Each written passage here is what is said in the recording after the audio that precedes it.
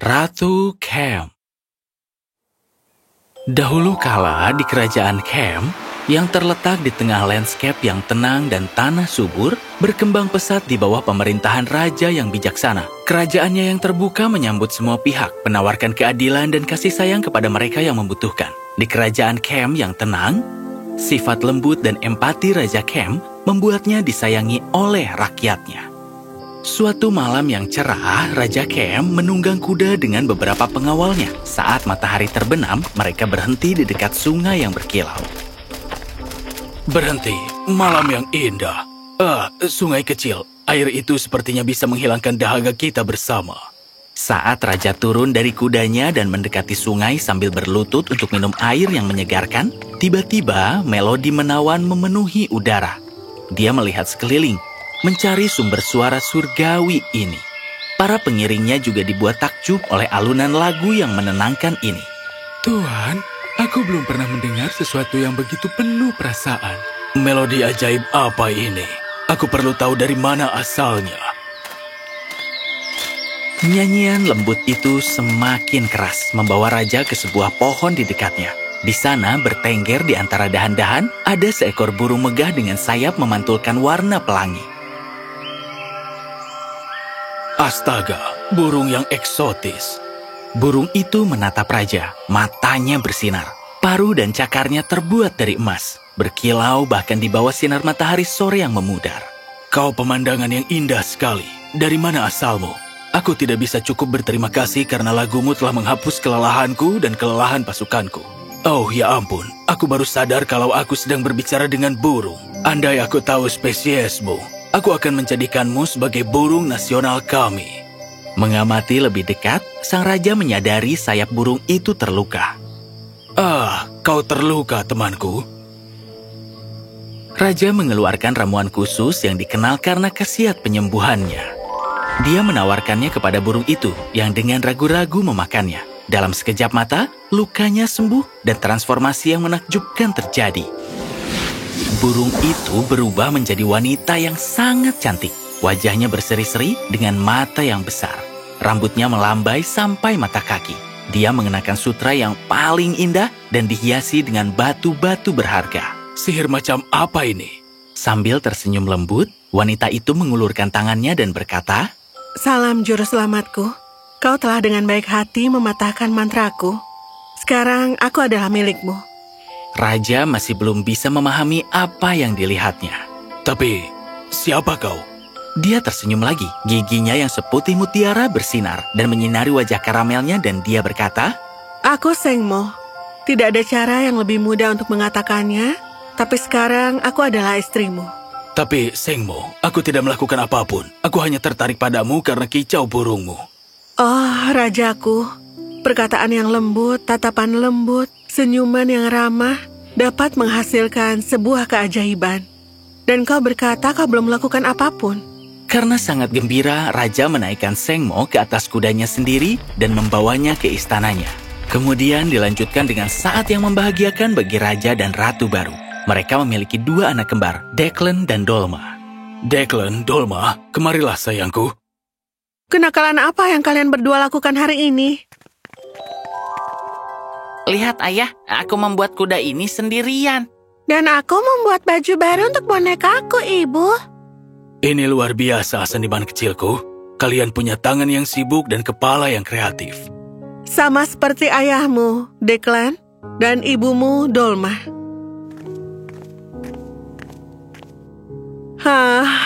Mereka membawa begitu banyak kegembiraan. Sungguh cintaku, kau benar. Hari di hutan itu mengubah hidupku. Suatu malam, kamar Sengmo bermandikan lembut cahaya bulan yang mengalir melalui jendela. Tiba-tiba, suara genderang bertambah dari pelan menjadi keras. Dia tersentak, berjalan berkeliling untuk mencari tahu dari mana melodi yang menghantui itu berasal. Dengan tangan gemetar, Sengmo meraih kenop pintu. Pintu berderi terbuka, memperlihatkan kamar ratu. Tapi ada sesuatu yang aneh pada tariannya. Matanya tertutup, gerakannya tersentak-sentak dan tidak menentu, seolah dia tersihir. Sengmo menyaksikan dengan ngeri saat tarian ratu semakin liar dan tidak beraturan. Apa yang sedang dia lakukan? Itu aneh sekali. Sepertinya sihir kuno. Sengmo tidak tahan untuk menonton lebih lama lagi. Saat dia hendak berbalik untuk pergi, petir menyambar dan dia melihat lukisan cat minyak besar bergambar wanita ini. Jelas sekali, dia adalah ratu tertua, adik ipar Raja Kem. Suaminya, saudara laki-laki raja, terluka dalam pertempuran dan lumpuh. Khawatir akan terjadi pertengkaran dalam keluarga, Sengmo tidak menceritakan hal ini kepada raja. Keesokan harinya, Sengmo yang gelisah berjalan-jalan di taman istana, menikmati hangatnya sinar matahari dan udara segar. Dia berusaha melupakan tarian mengerikan ratu tua itu. Baiklah, bukankah ratu kecil sedang menikmati cuacanya? Iya, ini hari yang indah. Oh iya, aku yakin itu benar. Aku ingin bertanya padamu, apa yang kau lihat pada raja? Aku melihat pria yang baik dan penuh cinta yang peduli padaku dan anak kembarku. Oh ya ampun, jangan naif. Dia itu hanya menikahimu karena dia kasihan padamu. Sengmo mulai merasa marah. Kau tidak tahu apa-apa tentang hubungan aku dan raja. Dia mencintaiku, kata yang tidak akan pernah kau mengerti. Kau merasa getir karena suamimu tidak bisa memerintah. Keesokan harinya, karena merasa muak dengan keadaan tersebut, Sengmo kembali berubah menjadi burung eksotik dan terbang menjauh. Ratu tetua sangat gembira. Dia mencampurkan bubuk yang dia peroleh dari penyihir ke dalam cangkir teh raja. Raja Kem sangat berduka karena kehilangan Sengmo. Dia tidak menyadari rasa aneh dari teh tersebut. Dia meneguknya. Segera setelah itu, bubuk itu mempengaruhinya dan dia mulai berbicara omong kosong. Rencana jahat Ratu Tetua berhasil. Sengmo telah pergi, raja dikurung di dalam sel. Dia menempatkan dirinya di atas tahta dan menjadi ibu ratu sementara. Sekarang satu-satunya duri yang menghalangi jalannya adalah si kembar. Ratu tua yang jahat tidak tahan melihat Declan dan Dolma. Temukan si kembar, tangkap mereka, bawa mereka ke ratumu. Iya, Ibu Ratu. Si kembar mencium bau sesuatu yang aneh ketika mereka tidak dapat menemukan kedua orang tua mereka di siang hari. Mereka telah melarikan diri dari kerajaan. Menurutmu, kemana mereka pergi? Penjaga itu mengepung si kembar yang bersembunyi di gudang terdekat. Mereka membawanya kembali ke ratu tua yang jahat. Ratu jahat itu duduk di singgasananya mengagumi mahkotanya. Sebelum dia memakainya, dia akhirnya menyingkirkan anak-anak sial itu. Dan sekarang dia bisa memiliki kerajaan untuk dirinya sendiri. Jadi anak-anak, apa kalian siap bertemu dengan sang pencipta? Tidak, kami tidak akan membiarkan itu. Oh, jika kau memang begitu ingin menyingkirkan kami, lakukan sekarang dan lakukan dengan cepat. Oh, kau orang yang kurang ajar ya. Tapi jangan terlalu bersemangat. Aku ratu di sini dan aku selalu mendapatkan apa yang kuinginkan. Para penjaga tahu bahwa ratu tidak bisa dianggap enteng, tapi mereka juga tahu bahwa anak-anak itu bukanlah anak-anak biasa. Aku tidak suka ini. Anak-anak ini aneh. Bawa mereka ke bukit yang tinggi dan serahkan pada burung nasar. Sekarang sudah hampir pagi. Declan dan Dolma diborgol dan penjaga dengan paksa membawanya ke puncak gunung yang sangat tinggi. Terlihat burung nasar mengitari bukit tertinggi. Mereka menyeretnya ke tepi jurang. Tidak, lepaskan kami. Pilihan kata yang sangat buruk.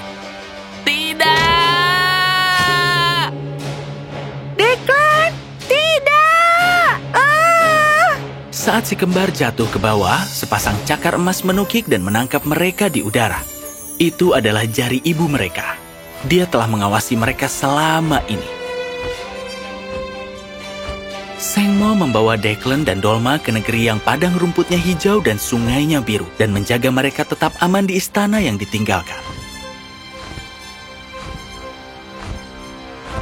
Si kembar kini sangat bahagia bisa bertemu kembali dengan ibu mereka. Satu-satunya kesedihan mereka adalah Sengmo tidak bisa berubah dari burung lagi. Namun burung cantik itu tidak pernah meninggalkan istana dan selalu mengawasi anak-anaknya. Suatu hari, seorang pedagang memata-matai istana tempat seekor burung eksotis memelihara 2 anak. Dia menyampaikan berita ini kepada Ratu Tua. Ratuku, aku melihat dengan mataku sendiri burung bersayap pelangi membawa anak kembar. Sudah cukup. Kali ini aku akan melakukan perbuatan itu sendiri. Ratu Tua mendapatkan panah berujung ajaib dari penyihir yang telah meracuni teh raja dengan mantra gila. Keesokan harinya, Ratu Jahat itu pergi menuju negeri mereka bersama pasukannya.